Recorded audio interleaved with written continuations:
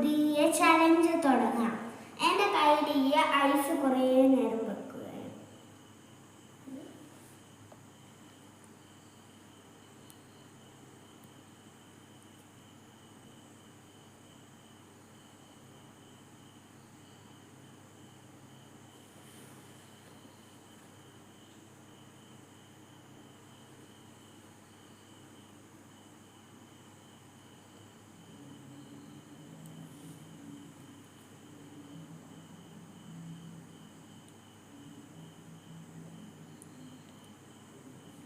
നല്ല നനഞ്ഞിട്ടുണ്ട്. ചെറുങ്ങനെ